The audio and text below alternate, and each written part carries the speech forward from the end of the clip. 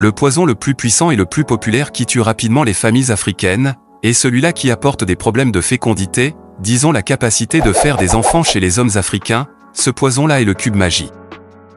Le cube magie a été créé en 1886, par le Suisse Julius Magie.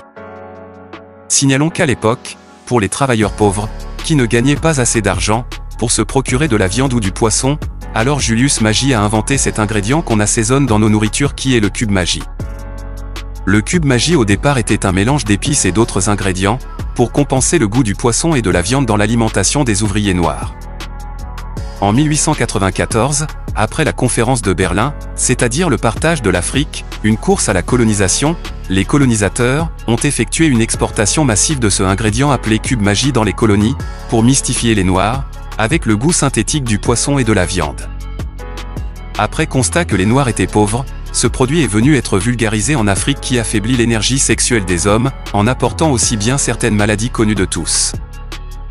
Notons que les Africains faisaient beaucoup d'enfants et pour les maîtrises il fallait un moyen pour réduire l'effectif pour qu'ils soient maîtrisables. Alors magie avec ses couleurs qui frappent au vu de l'œil, couleur rouge et jaune a été exportée en grande quantité en africain pour concurrencer un autre produit dangereux qui existait déjà en Afrique appelé Coca-Cola.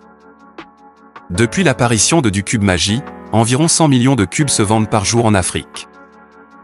À cela les Suisses ont créé et installé 11 grandes usines de production de magie à travers l'Afrique. Avec plus de 40 variétés d'épices du cube magie, les Africains ont donc pris goût à ce produit sans en connaître la conséquence. C'est de là que le cube magie s'est fait une place dans le milieu de la gastronomie.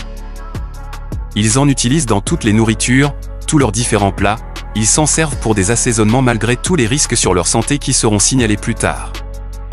Avec les maladies comme les maladies cardiovasculaires, la maladie du cœur, les faiblesses sexuelles, les dysfonctionnements de l'érection chez les hommes, le diabète, le cancer du cerveau, le cancer des seins, le cancer des testicules, en gros quelques maladies que le cube magie provoque chez les Africains qui en consomment.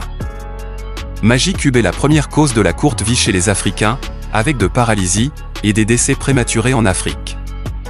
Comme la cigarette et l'alcool provoquent dépendance si bien qu'on a l'impression que sans le cube magie, les nourritures n'auront aucun sens dans la bouche ou encore on pourra en trouver des motifs.